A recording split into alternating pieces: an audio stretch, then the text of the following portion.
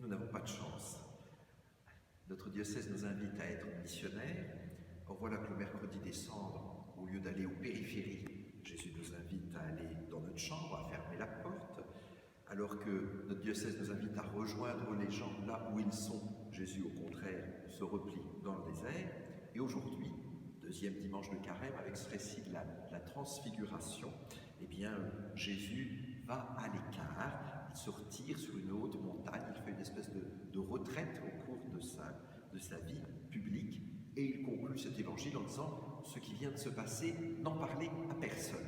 C'est le contraire apparemment de la mission. Nous envisageons souvent la mission comme le fait de finalement témoigner de ce que Dieu fait en nous, avec le risque parfois de surtout témoigner de nous-mêmes. Et nous voilà invités au contraire aujourd'hui à ne pas raconter ce que Dieu a fait pour nous, ou alors pas encore, pas tout de suite. Nous sommes plutôt invités à vivre un secret, à vivre une espèce de cachette. Alors, je vais essayer de déployer ces trois secrets auxquels nous invite Jésus aujourd'hui, en se laissant transfigurer par son Père. Il y a d'abord le secret de l'amitié. Vous l'aurez repéré, Jésus choisit 3 amis pour l'accompagner, même pas les 12 apôtres, non, vraiment les amis les plus proches. Il y a Pierre, celui qui dira à Jésus « Tu sais tout, tu sais bien que je t'aime ». Il y a Jacques, le premier qui donnera sa vie pour Jésus, par amour de Jésus. Et puis il y a Jean, celui qu'on appelle le bien-aimé, celui que Jésus aimait le plus, parce que Jean se laissait le plus aimer. Ce sont vraiment les 3 amis les plus proches, les confidents de Jésus. Et l'on découvre ainsi que finalement, seule l'amitié peut être missionnaire.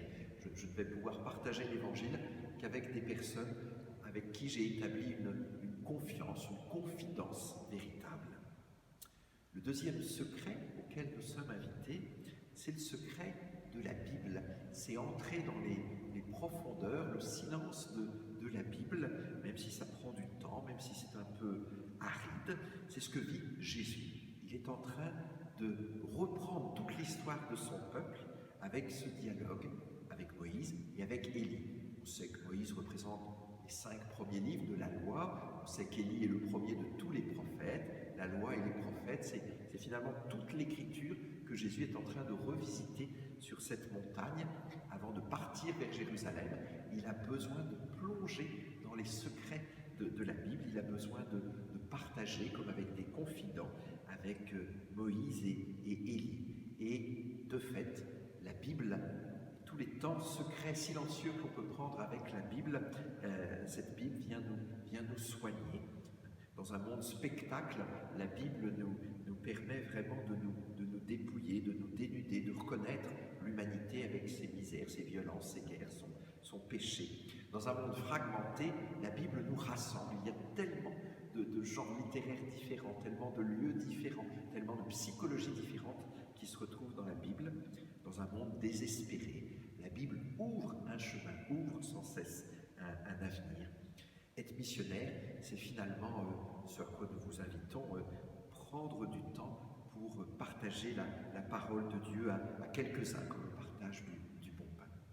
Et puis il y a un troisième secret, le plus grand, sans doute le plus difficile à pénétrer, c'est la présence du Père, la présence de Dieu. Nous avions déjà été avertis lors du mercredi des Cendres, hein, ton Père est là, dans le secret. Et ici, il semble qu'il y ait dans la prière de Jésus, dans son intimité avec le Père, il semble qu'il y ait 2 étapes assez différentes, difficiles à préciser. Il y a le moment où Jésus se laisse transfigurer, il est rempli de lumière et puis il donne cette lumière autour de lui. Il fait découvrir à ce moment-là que Dieu il est vraiment présent au secret de sa vie, à l'intérieur de lui. Et puis il y a une deuxième étape où le Père, désormais, comme à l'extérieur de Jésus, il est une nuée lumineuse, donc un nuage qui vient protéger en quelque sorte, qui vient couvrir Jésus, mais pas Jésus seul, Jésus et ses trois amis.